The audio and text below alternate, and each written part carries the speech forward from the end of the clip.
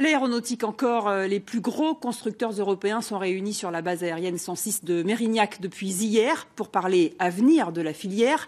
Avenir qui va passer par l'innovation et par le renforcement de la maintenance des appareils, notamment dans le domaine militaire. Les explications de Sandrine Valero et Delphine Roussel.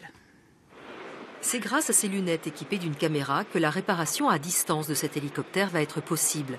CGI, entreprise de services conseil en technologie de l'information, a développé une plateforme collaborative qui permet à des experts d'aider un technicien aéronautique, par exemple, à résoudre un problème.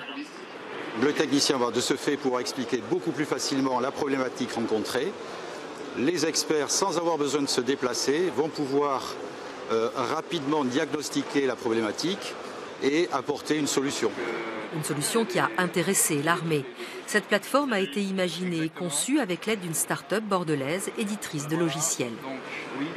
On a développé une solution pour faire du travail collaboratif en présentiel et à distance. Notre start-up a apporté l'agilité de développement à la société CGI et en fait, en très bonne intelligence, on a co-développé un produit qui aujourd'hui est déjà en train d'être utilisé par des grands groupes dans l'aéronautique.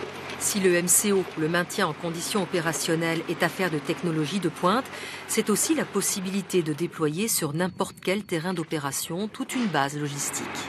Une fois que la plateforme est là, on peut créer les conditions pour pouvoir accueillir des avions, les entretenir, mener des opérations aériennes.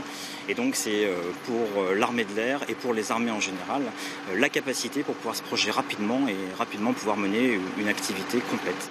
Face au constat que moins d'un aéronef sur 2 vole, une nouvelle direction de la maintenance aéronautique des armées a été créée afin d'en fluidifier l'organisation.